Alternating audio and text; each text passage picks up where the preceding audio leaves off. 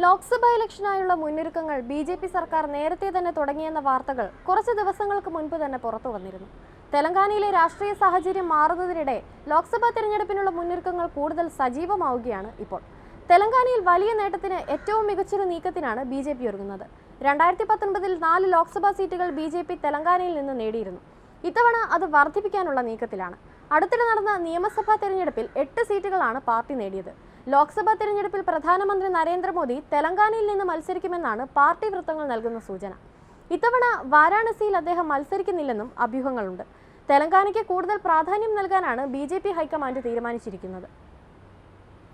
ദക്ഷിണേന്ത്യയാകെ സ്വാധീനം വർദ്ധിപ്പിക്കാനും തെലങ്കാന ശക്തി കേന്ദ്രമായി മാറ്റാനുമാണ് നിലവിൽ ബി.ജെ.പിയുടെ ശ്രമം. ഇതിന്റെ ഭാഗമായാണ് മോദിയെ തന്നെ ഇവിടെ മത്സരിപ്പിക്കാൻ ഒരുങ്ങുന്നത്. മാൽക്കജ്ഗിരിയിൽ നിന്ന് പ്രധാനമന്ത്രിയെ മത്സരിപ്പിക്കാനുള്ള പ്ലാനാണ് പാർട്ടിക്കുള്ളത്. മോദി വരുന്നതോടെ തെലങ്കാന കയ്യിലെത്തുമെന്നാണ് ബി.ജെ.പിയുടെ വിശ്വാസം. അതോടൊപ്പം ദക്ഷിണേന്ത്യയിൽ പാർട്ടിയുടെ അടിത്തറ ശക്തമാവുകയും ചെയ്യും. നേരത്തെ തമിഴ്നാട്ടിൽ നിന്ന് മോദി മത്സരിക്കുമെന്നായിരുന്നു അഭ്യൂഹങ്ങൾ. നിലവിൽ ദക്ഷിണേന്ത്യൻ സംസ്ഥാനങ്ങളിലൊന്നും ബി.ജെ.പി. അധികാരത്തിലില്ല. അതേസമയം മോദി മത്സരിച്ച് വിജയിച്ചാൽ ബി.ജെ.പിക്കുള്ളിലെ രാഷ്ട്രീയ ശക്തി കേന്ദ്രങ്ങൾ തന്നെ മാറുമെന്ന കാര്യവും ഉറപ്പാണ്. ദക്ഷിണേന്ത്യക്ക് കൂടുതൽ പ്രാധാന്യവും ബി.ജെ.പി. നൽകിയേക്കും. മാൽക്കജ്ഗിരി മിനി ഇന്ത്യയാണ് അറിയപ്പെടുന്നത്. കാരണം എല്ലാ സംസ്ഥാനങ്ങളിൽ നിന്നുമുള്ള ആളുകൾ ഇവിടെ താമസിക്കുന്നുണ്ട്. വോട്ടർമാരുടെ കാര്യത്തിൽ ഏറ്റവും വലിയ മണ്ഡലമാണ് മാൽക്കജ്ഗിരി. 2019 നിലവിലെ മുഖ്യമന്ത്രിയായ രേവന്ത് റെഡ്ഡി ഇവിടെ നിന്ന് വിജയിച്ചിരുന്നു. എന്നാൽ അദ്ദേഹം നിയമസഭയിലേക്ക് തിരഞ്ഞെടുക്കപ്പെട്ടതോടെ ഈ മണ്ഡലത്തിൽ ഒഴിവ് വന്നിരിക്കുകയാണ്. രേവന്തിന് പകരം കോൺഗ്രസിന് ഇവിടെ ശക്തനെ തന്നെ കണ്ടെത്തേണ്ടി വരും. ഇല്ലെങ്കിൽ ഈ മണ്ഡലത്തിൽ താമര വിരിയിക്കാനായി ബി.ജെ.പിക്ക് അധികം പരിശ്രമിക്കേണ്ടതായി വരില്ല. അതേസമയം മാൽക്കജ്ഗിരിയിൽ നിന്ന് മോദി മത്സരിച്ചാൽ തെലങ്കാനയിൽ തന്നെ വലിയ മാറ്റങ്ങളുണ്ടാവും.